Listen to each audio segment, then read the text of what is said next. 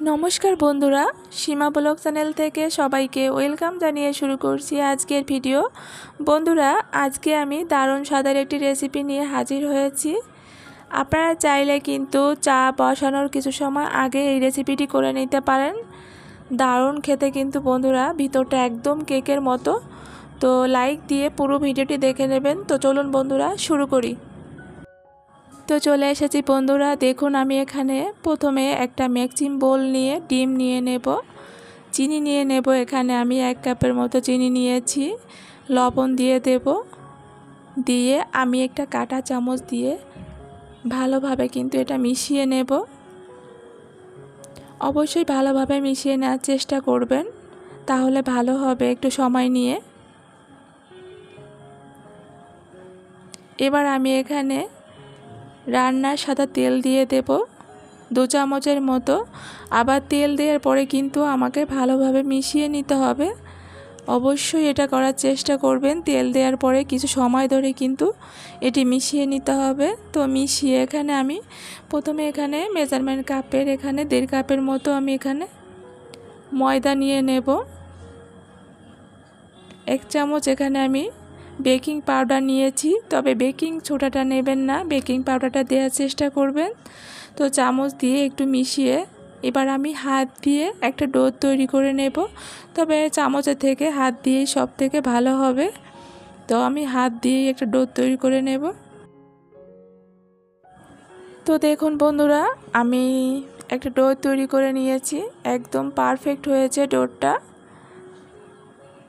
এবার আমি এটি 5 মিনিটের জন্য রেস্টে রেখে দেব। চলে এসেছি 5 মিনিট পরে। 5 মিনিট পরে এসে আবার হাত দিয়ে ডোটা একটু মিশিয়ে নিয়েছি, আর হাতে একটু তেল লাগিয়ে নেব। লাগিয়ে সেই ডোর থেকে কিছুটা নিয়ে এরকম করে 2 হাত দিয়ে গোল করে নেব, আর একটা ডিজাইন করে নেব। ডিজাইনও বলা যাবে না, একটু লম্বা করে নিয়েছি, মানে পাশে আর কি, 2 পাশে একটু চাপ দিয়ে এরকম করে পাকিয়ে নেওয়ার মতো আর কি শেপটা দিয়ে নিয়েছি। আপনারা যে কোনো শেপ দিতে পারেন। তো দেখুন আমি এরকম করে সবগুলো করে নেব।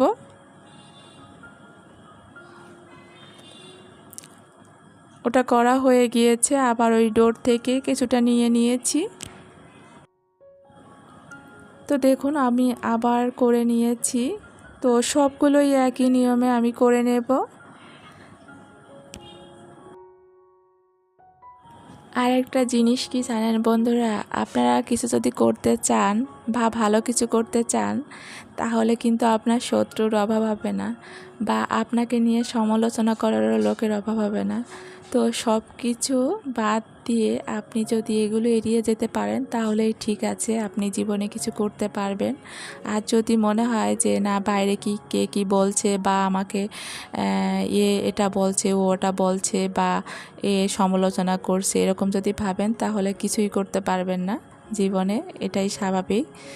তো যাই হোক, বাজে কোনো কথায় কান দেবেন না। যদি জীবনে কিছু করতে চান, তাহলে নিজের মনে নিজের উদ্যোগে করতে হবে। কে কি বলুক না বলুক, আপনি জীবনে যদি উঠতে পারেন, জীবনে কিছু করতে পারেন, তাহলে আপনার কিন্তু লোকের অভাব হবে না। এটাই স্বাভাবিক। তো যাই হোক বন্ধুরা, আমি কিছু আবেগের কথা বলে নিয়েছি, মনে কিছু করেন না।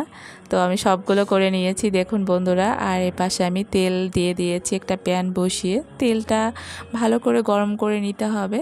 গরম হয়ে গেলে আমি এক এক করে দিয়ে দেব কয়েকটা। তো দেখুন বন্ধুরা, আমি কিন্তু অনেকগুলো দিয়ে দিয়েছি। আর আমি এখানে যতটা দেখছেন, এটা কিন্তু অনেকটা বেড়ে যাবে। দেখুন অনেকটা কিন্তু বেড়ে গিয়েছে, আর অনেকটা কিন্তু হালকা ফেটেও গিয়েছে। আপনারা মনে কিছু করবেন না, ফেটে গেলেও ভিতরে একদম নরম, মানে একদম কেক, মানে ভিতরটা আর কি। এটা আপনারা রেসিপি যদি কখনো করেন, তাহলেই বুঝতে পারবেন যে এটি খেতে এতটা মজা, একদম নরম, ভিতরে একদম কেকের মতো, দারুণ। মানে সকাল বিকালের জন্য পারফেক্ট হবে।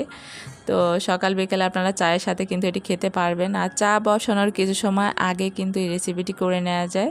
তো দেখুন বন্ধুরা, আমি কিন্তু সবগুলো করে নিয়েছি, একই নিয়মে ভেজে নিয়েছি আর নামিয়ে নিয়েছি। আর দেখতে কতটা সুন্দর লাগছে, অনেকটা বড় হয়ে গিয়েছে কিন্তু। তো আপনাদের একটা ভেঙে দেখাবো। আর হ্যাঁ বন্ধুরা, আর আমার রেসিপিটি কেমন হয়েছে আপনারা কিন্তু অবশ্যই কমেন্ট করতে ভুলবেন না। অবশ্যই আমাকে কমেন্ট করে জানাবেন আমার রেসিপিটি কেমন হয়েছে, কারণ আপনাদের একটা কমেন্টের জন্য আমাকে সবসময়ের জন্য কিন্তু অনুপ্রেরণা যোগাবে। তো দেখুন ভিতরটা কতটা সুন্দর হয়েছে। তো যাই হোক বন্ধুরা, সবাই ভালো থাকবেন, দেখা হবে নতুন কোনো রেসিপিতে। টাটা।